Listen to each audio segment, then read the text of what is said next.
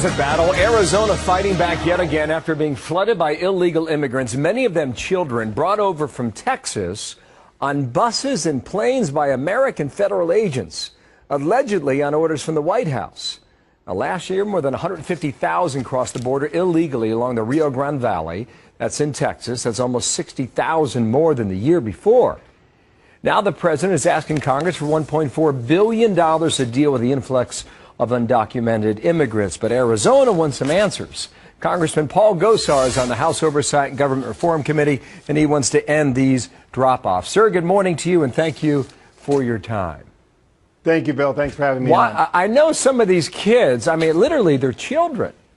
They're crossing the border in Texas, and they're being dropped off in states like Maryland, and many of them in Arizona. Why Arizona? Well, I mean, we're one of the hubs who we've been, having the argument in regards to having upholding the rule of law bill, and this is actually just a way for the administration to poke Arizona in the eye. So you think they're picking a fight with your state? Why would that be? Well, I mean, we're very outspoken in regards to making sure that the rule of law is upheld. With this, the Attorney General, he's given very, very poor advice to the president, and we're wanting with the lack of the rule of law, Bill. These are kids, and you have to have a certain amount of sympathy, especially dealing with children. And I'm sure you understand that, but why not send them home? Because the message that's now trickling down through Mexico and the rest of Central America is that America has an open door. And if you can get there, you can stay there. Absolutely. We should have a policy. We do have a policy that should be upheld by the rule of law.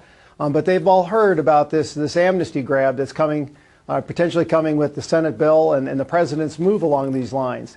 Instead of having an articulate, small, piecemeal type of application of the immigration law, what we're doing is we're taking mothers and children, dumping them at bus stops, and in inhumane aspects, and violating the rule of law over and over again. It's a sad state of affairs. Your governor wrote this. I remind you that the daytime temperatures in Arizona during this time of year regularly more than 100 degrees. Consequently, this federal operation seems to place expediency over basic humanitarian concerns.